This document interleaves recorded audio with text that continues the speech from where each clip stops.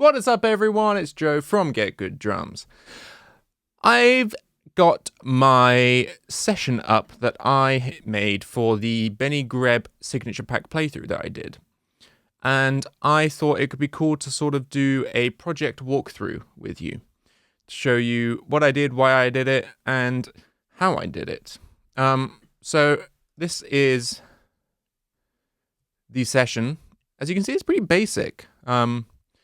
I was a bit surprised when I opened this up again, because I hadn't opened it in ages, to see how little there is actually going on, because it's quite a sonically full track. But I guess that's the power of arrangement and songwriting.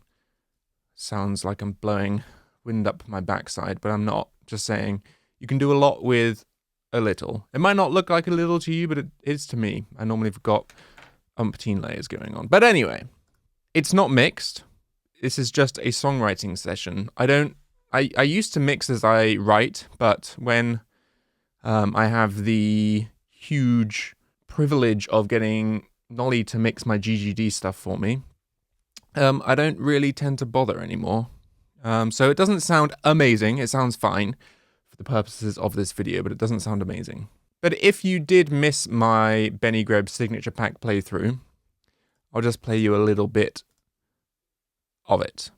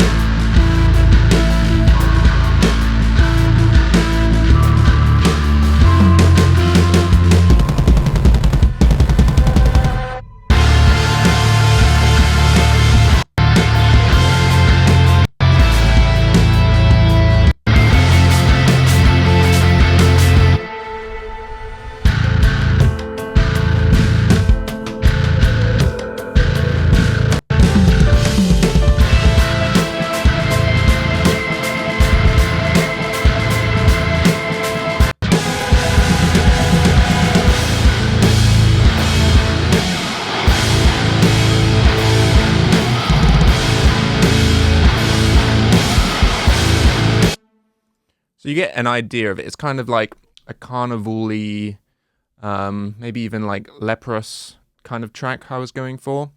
So let's break it down. I don't normally start this way, but this song actually started with the drum groove. I had this groove stuck in my head for like a couple weeks. I don't know where it came from, but I kept tapping it out everywhere. So when I got sent through this library, I recreated it, and it sounded like the opening groove.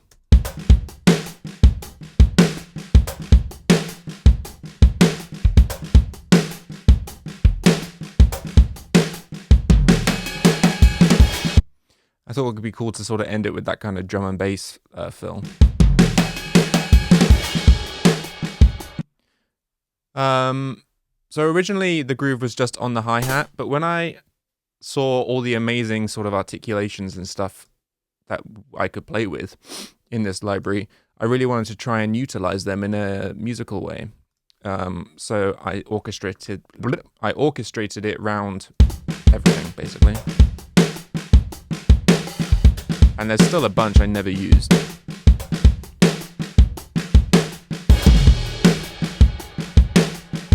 And then, especially in this section, you can hear I started using like rim clicks and stuff.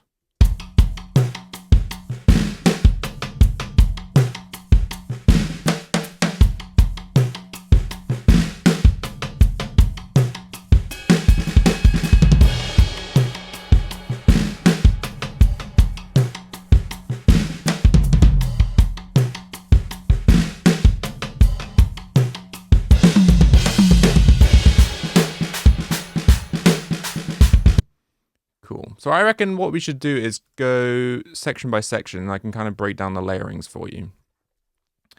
So I guess this is like the intro. It's pretty basic. As I said, I started off with the drum groove, and then I just wanted to kind of accentuate aspects of that groove. And I did that with this drone patch using, what is it using? Audio Imperia's photosynthesis sort of synth sound effects, sound design library. Really cool library. Isolated, that sounds like.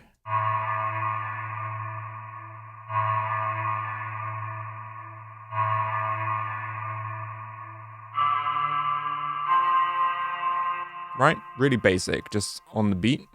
And then I've got this thing called, I labeled Ghost Echo. Which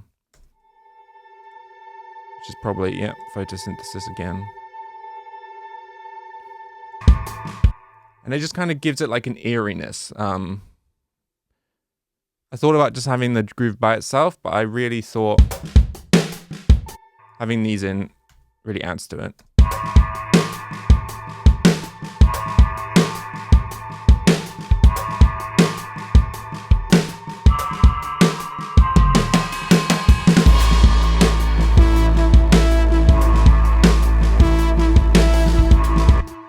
Cool, so then obviously we've got this low bass that comes in.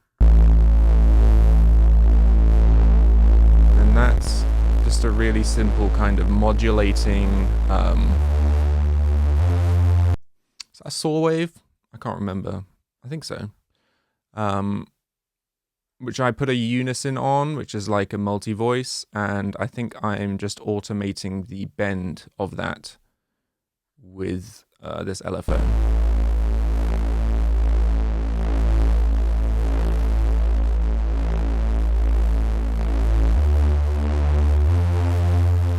Actually, it's not doing the multi-voice, it's just bending the actual wave itself. But that just gives it a bit of movement, which I liked. And then on that synth bass, I put Decapitator, which is saturation distortion plugin, just to fatten it up a bit. I'll keep doing that. It's with, without. Makes it sound like a tiny bit more analog, perhaps, a bit warmer, but also it's going to give it some grit in the top end, which will help it kind of stick through a bit more with the drums. And then what am I doing here? So I'm taking out some of the, oh yeah, so it's a stereo bass, which is cool. But when I put in the bend and the decapitator, it started to kind of put some bass up in the sides, which I wasn't super keen on. So I used this side EQ just to get rid of this. That's without it and with it.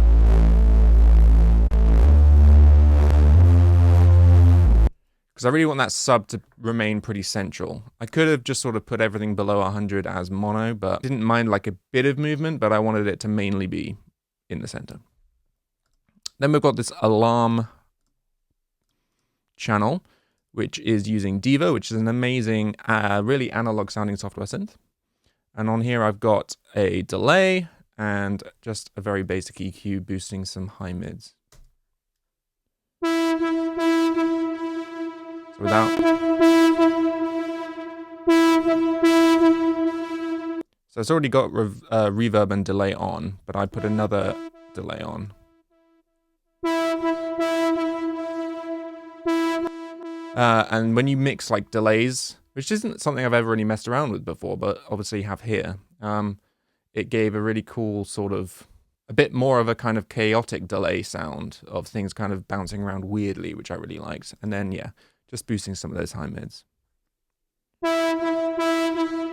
As I said, I didn't mix this, so if I'm doing EQ moves, it's really more from a sound design perspective. I want to deliver these sound design elements in the correct sort of balance and coloration that I want Nolly to then mix. So it's not mixing moves, sculpting the sound before delivery. I could have delivered it without the EQ, but to me, the EQ was a vital part of the sound design itself and character of that layer. So it's not so much a mixing technique, but a sound design element. So yeah, this section kind of repeats itself, and then I bring in a bass line.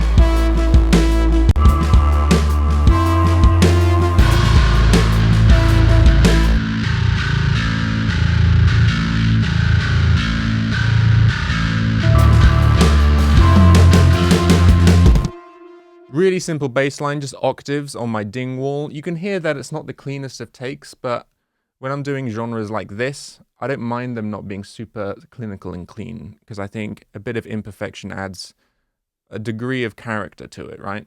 And I like capturing that when it's appropriate.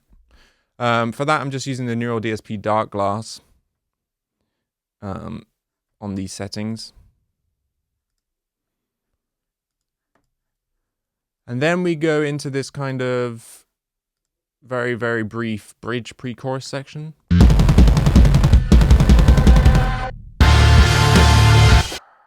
So I'm just doing sort of 16ths on the synth bass. And obviously reinforcing that with the drums. But it wasn't quite doing it for me, so I put in this other synth layer.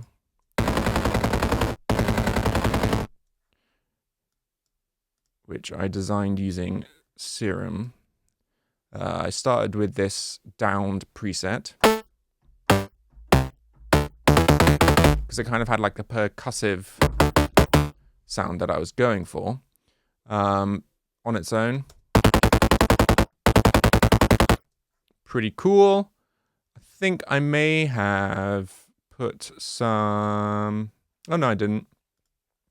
So then I went into Decapitator again. If you've seen my like walkthroughs before, Decapitator is something I reach for a lot. I love it. It's cool. So that's with it and then without.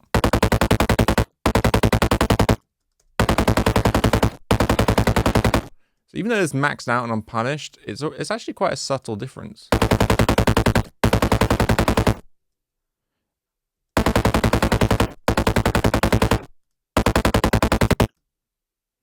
And then I wanted it to sound even more sort of abrasive. So I loaded up Soundtoys Pan Man, put the rhythm to 16th notes, and I made the smoothing extra hard. And that basically, well, I'll show you what it does. These don't look like they're moving, but if I...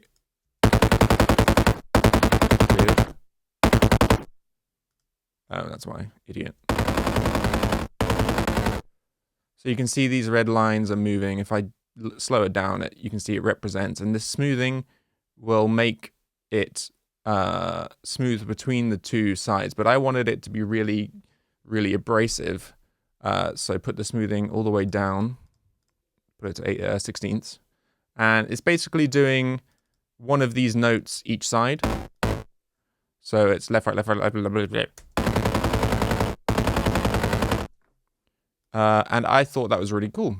It was kind of disorienting and acted as a really sort of abrupt, cool bridge into what you could consider a chorus, I guess.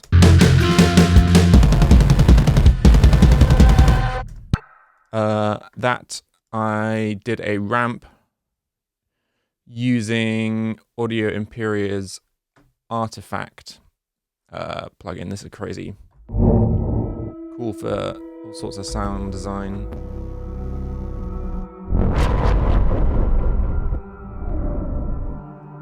And I just found this ramp which I really liked. It kind of feels like cheating because there's so much going on in just that one sound, but I'm literally just holding down a single note on this. Fantastic. For air pressure, what is this? So it's kind of just like almost a cymbal-y kind of sound. Let's see what I'm triggering that with. Same again, cloud snare. But I'm running that into Little Altar Boy, which is doing nothing actually. I think I may engage that later. And then just some extra reverb with Little Plate by Soundtoys. I should have said, but we'll cover it now. Basically, the stuff I've got going on the drums here is just a limiter into Soothe, and then I'm sending a bus to Smash and Grab, which is a parallel compression, just to give it some volume, so it's kind of present in the mix as to where I want it with all the other big sounds going on. Then on the master bus, I've just got the God Particle by Cradle.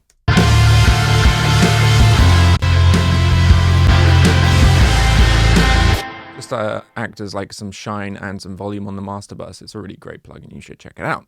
So, now we've got guitar for the first time. I'm using a mixture of Neural DSP, different archetypes between Nolly and Gajira, all running into Studio Cab's Kali, just on the default patch. As you can see, that's all I did for these guitar sounds. Very, very simple and very, very sick.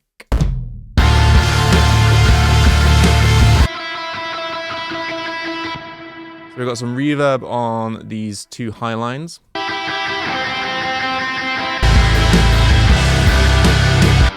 Reinforced by these chords. I had it originally without these chords, but I thought it just sounded a tad empty and could do with some beefing.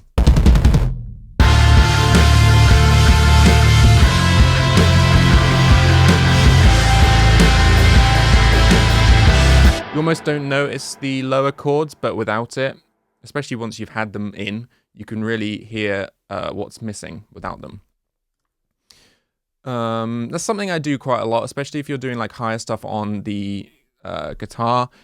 You may want to consider adding extra layers to fill out the audio spectrum more so it doesn't sound as sort of empty.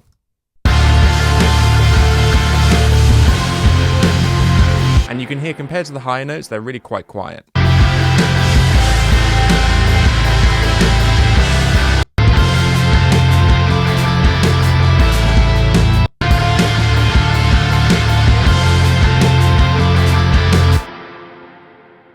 And then we introduce in this section this lead patch on a synth.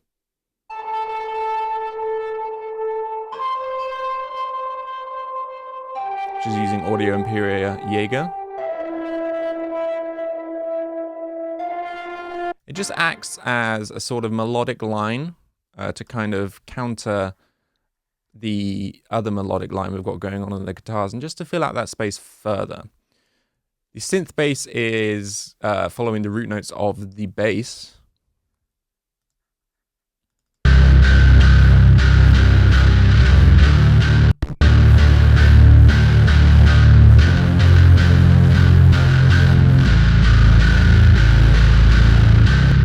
And so this rhythm is in fives, 1 2 1 2, no, sevens, 1 2 1 2 1 2 3 1 2 1 2 1 2 3. And you can see we're in 7/8 here, as it says up there.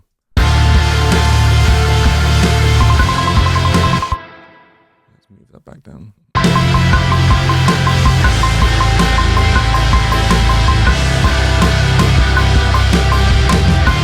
And that's something cool I did here. So it's in 7/8, but then we've got these 2 bars of 4/4, and it just kind of, I don't know, it's not something I preempted, but when I was playing on guitar, it just felt natural, so I didn't really think about it when I was writing, but then after the fact, I noticed, oh, the click's not lining up anymore, so I went in and figured out what was going on, and I put in these 2 bars of 4/4. But I think it's really effective at giving like, because the 7/8 is quite like a rolling feeling, like dun dun dun dun dun dun dun dun dun dun dun dun dun dun dun. It's uneven, and it gives this like rolling sensation and a momentum, and then this 4/4 kind of gives you a second to kind of grab onto it again before the rolling continues again.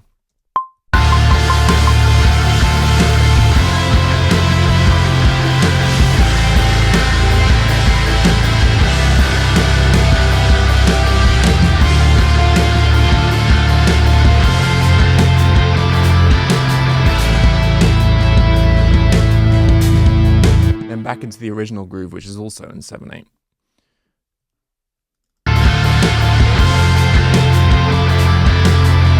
You can hear I just changed up the rhythm then for this sort of fill section out of the chorus. And then we go back into the beginning groove. So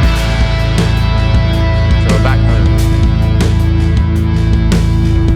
Slightly changed with some different details going on. I don't want to just copy and paste the groove, which I did to begin with, but then I went in and edited it. So, excuse me, there we go.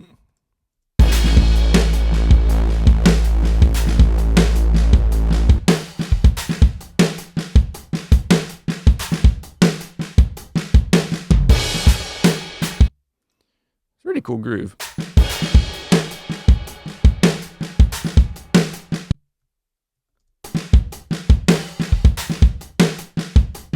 Reminds me a lot of Adam Yanzi from Vola. If you're not familiar with them, you should definitely check him out. Kind of inspired by the stacks he has like 2 crashes and 3-4 stacks that he uses.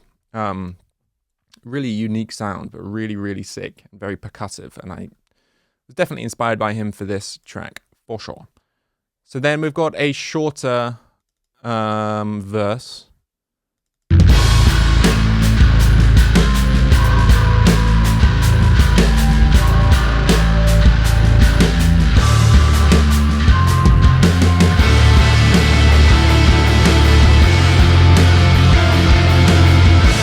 So for this section, I use the Neural DSP Gojira with this octave pedal engaged, because it really helps fill out the sound. And I'm just doing root notes on the guitar here. The guitar parts are stupid simple, which shows you that they don't need to be complicated to make a really effective song.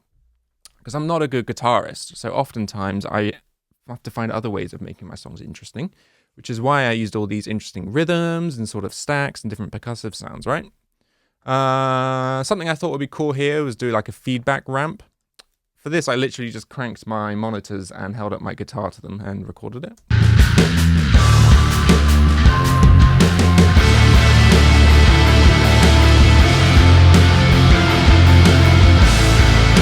And you can hear we've incorporated this these synths here that was in the intro, and we've put them into the chorus. I like doing that sometimes with layers, especially like synth layers.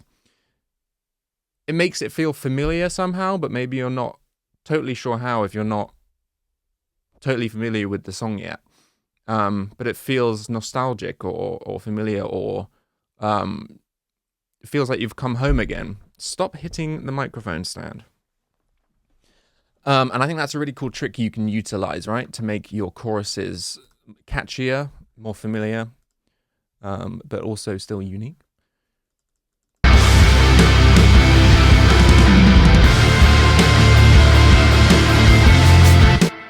And I mean, man, these crashes and rides crash so well. I absolutely adore the cymbals on this library.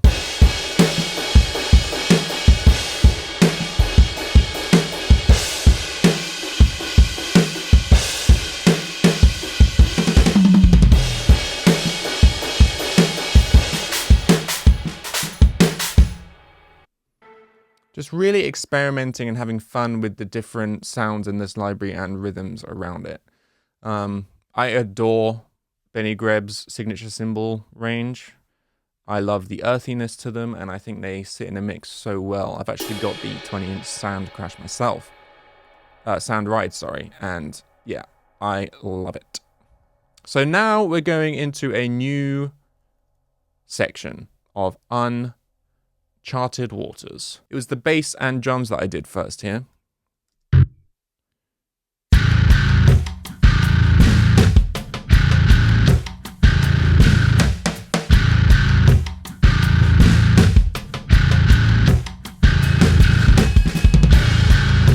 So it's the drum part's kind of like, it's new, but it's got elements that are in the intro, like that drum and bass fill.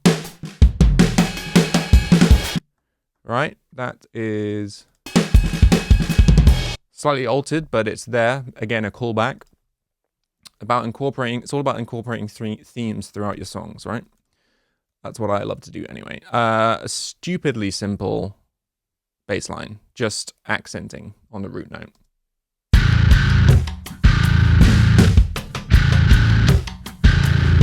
Following the kick drum for the most part.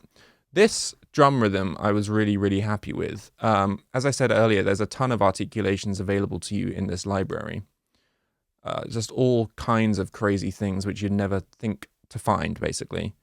Like edge taps are dope, but you've also got like just insane amounts. I don't know. You know by now anyway. But I wanted to try and incorporate some of them into this groove. So I ended up doing lots of like rimmy stuff. And I was using the hi-hat foot splash. Also using that fat side snare.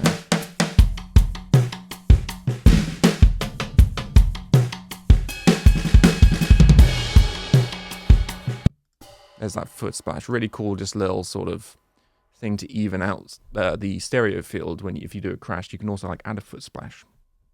Little trick. Subtle but nice. So I had these 2 layers. Cool. I think I experimented for a long time with guitar layers here, trying to just do like some high delay stuff, which is what you find here. Right?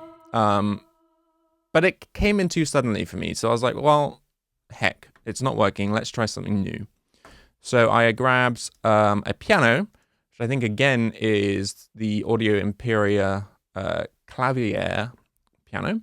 Really beautiful sounding instrument. And came up with this little arpeggio, which was like this delicate piano layer over this really sort of fat and ugly bass, which I thought sounded really cool. It's an interesting juxtaposition, but I think one that worked really well. I'll just solo those 3 layers.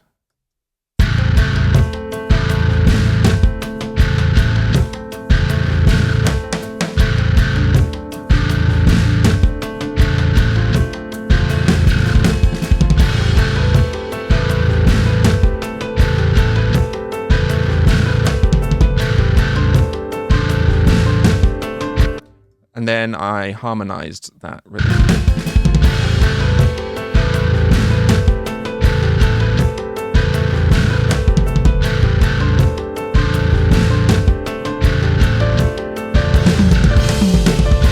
And then, I don't remember how I came up with this idea, but it sounds sick, if I do say so myself.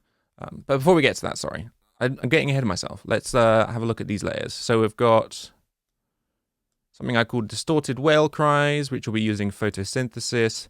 Voice, which is the Jaeger choir by Audio Imperia. And it's a really beautiful sounding layer.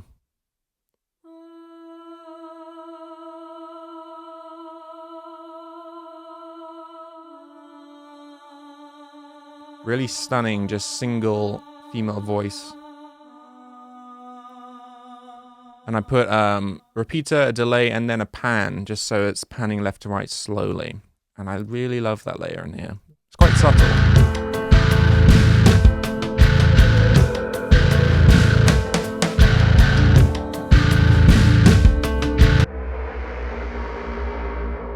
And these awesome sort of sound design layers, which I pitch shifted. Distorted gorgeousness. And this air pressure thing again, just to give it like some rhythm and release. Changing in pitch to add some variation. So we go from 1 and 2 and 3 and 4 and 1 and 2 and 3 and 4 and 1 and 2 and 3 and 4 and 1 and 2 and 3 and 4 and 1 and 2 and 3 and 4 and 1 and 2 and 3 and 4 and 1 and 2 and 3 and 4 and 4 and right. So we go from quavers to triplet quavers. And I bloody love how this came out. So I introduced the idea with a triplet fill over the quarter notes. Sorry, not quavers. That's England speak. In America, quarter notes and then quarter note triplets. Triplets. I introduced the idea a bar early with this triplet flippin' egg, with this triplet fill. And so your ears, oh, there's a new rhythm coming, and then everything switches, right? Including the bass, including the piano. You can see I had to chop up this bass part because it was actually kind of difficult to record really tight and in time because it was a strange feeling. You're coming in on the and of a triplet 3, right? So digga-digga-digga-digga-digga.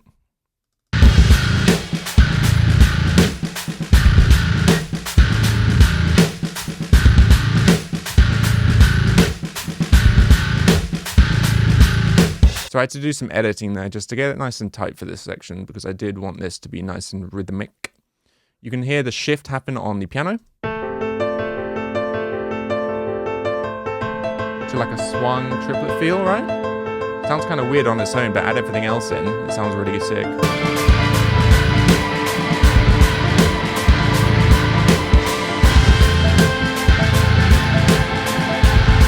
add in these awesome sort of creepy, echoey guitar layers.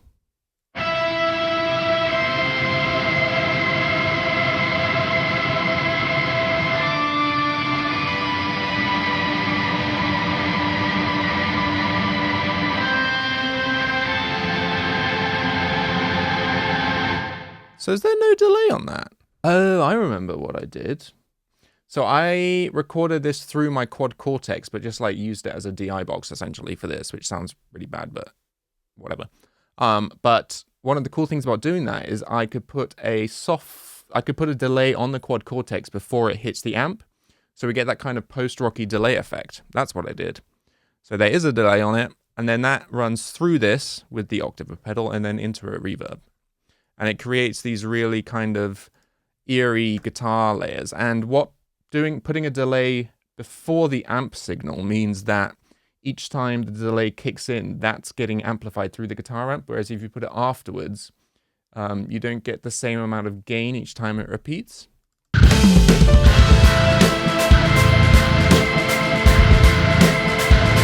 Something Misha does a lot, which I kind of picked up from him, and I really love how it sounds.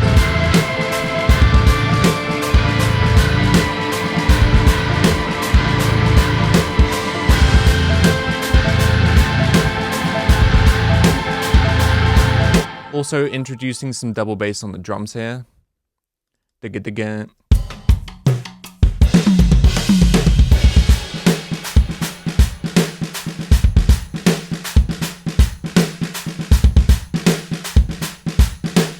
Digga digga. Right. Eighth notes on the stack with really cool like triplet feel ghost notes to help keep that rolling sensation going. And then we end up with this huge section at the end.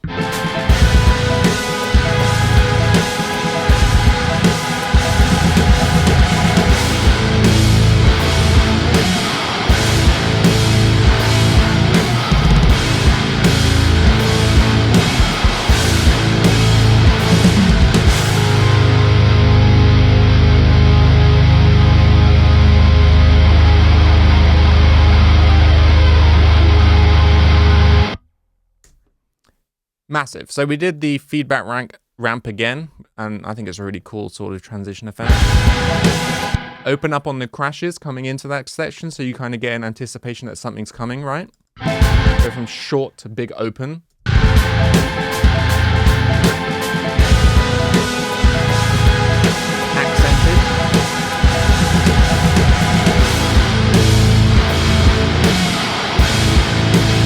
And I believe the gain is absolutely maxed out on this, yeah. I just wanted it to sound almost like synth-like, just massive. So gain all the way up, which gives me those cool like finger scraping sounds, right? And I think I did sort of mess around on the guitar a bit in between these notes to get those effects.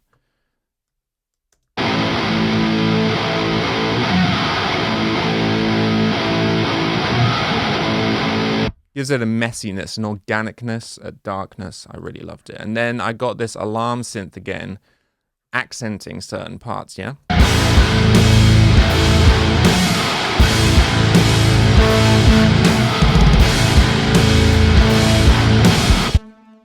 I really love it. I remember I added these pretty late, but I think it really adds to the sort of intensity and emotion and the scale of it.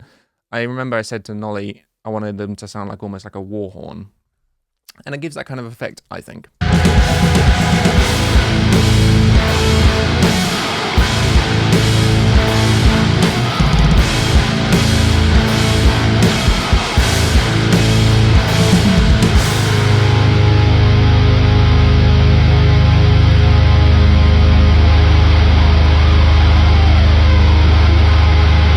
Ending in a weird place on the last bar too.